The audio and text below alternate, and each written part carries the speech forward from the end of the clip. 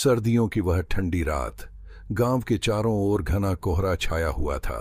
पेड़ पौधों की छायाएं अजीबोगरीब शक्लें ले रही थीं। हवा इतनी सर्द थी कि मानो शरीर के आर पार हो जाए। गांव का यह इलाका अपने अजीब किस्सों के लिए मशहूर था। लोग कहते थे कि कोहरे में यहाँ कुछ ऐसा है जो इंसानों को निगल जाता है, लेकिन ज्यादातर लोग इसे महज एक कहानी मानते थे। उस रात रमेश, जो गांव का नया पोस्टमास्टर था, ने देर तक काम किया। जब वह ऑफिस से निकला तो घड़ी रात के 10 बजा रही थी। रास्ता सुनसान था और कोहरे ने चारों ओर सफेद चादर बिछा दी थी। रमेश ने अपनी साइकिल उठाई और घर की ओर चल पड़ा। रास्ते में कोहरे के कारण कुछ भी साफ नहीं दिख रहा था। उसे बस अपनी साइकिल का हैंडल पकड़ने और जमीन को महसूस करने के अलावा कुछ और समझ नहीं आ रहा था। अचानक उसे लगा जैसे कोई पीछे से उसका नाम पुकार रहा है। रमेश, रमेश। आवाज धीमी लेकिन डरावनी थी। वह रुका, चारों ओर देखा, लेकिन वहां कोई नहीं था। उसने इसे अपने दिमाग का भ्रम समझा और आगे बढ़ गया।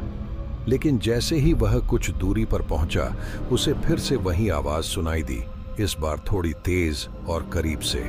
रमेश ने डर के मारे अपनी साइकिल की रफ्तार बढ़ा दी, लेकिन जितनी तेज वह चला रहा था, आवाज उतनी ही करीब आती जा रही थी। कुछ ही देर में उसे महसूस हुआ कि उसकी साइकिल का वजन बढ़ता जा रहा है, जैसे कोई पीछे बैठ गया हो। उसका दिल जोर जोर से धड़कने लगा।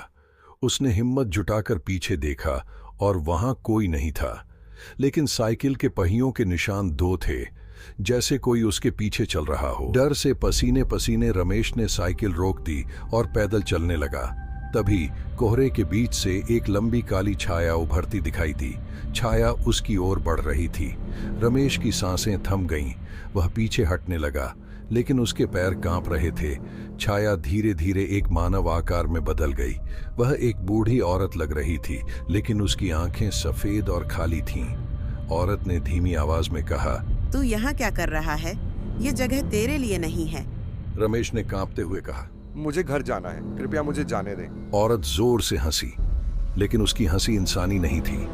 वह हंसी कोहरे में गूंजने लगी और रमेश के चारों ओर घना कोहरा इकट्ठा होने लगा। उसे महसूस हुआ कि उसकी सांसें रुक रही हैं। उसने भागने की कोशिश की, लेकिन उसके पैर जैसे जमीन से चिपक गए थे। अचानक उसे महसूस हुआ कि कोई उसके कंधे पर हाथ रख रहा है। उसने डर के मारे पीछे मुड़कर देखा, लेकिन वहां कोई नहीं था। औरत फिर से बोली, अब तू बच नहीं सकता, कोहरा तुझे ले जाएगा। रमेश ने अपनी पूरी ताकत जुटाकर दौड़ना शुरू किया। वह किसी तरह कोहरे को चीरते हुए अपने घर पहुंचा। घर में घुसते ही उसने दरवाजा बंद कर लिया और हाँफते हुए जमीन पर बैठ गया। लेकिन जब उसने पलटकर कमरे में देखा तो वही बूढ़ी औरत उसके सामने खड़ी थी। उसने रमेश की ओर इशारा किया और कमरे में कोहरा फैलने लगा। कुछ ही पलों में रमेश की चीखें कोहरे में डूब गईं। अगले दिन गांव वालों ने देखा कि रमेश का घर खाली था।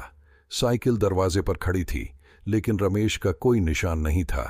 गांव वाले कहते हैं कि कोहरे ने रमेश को निगल लिया।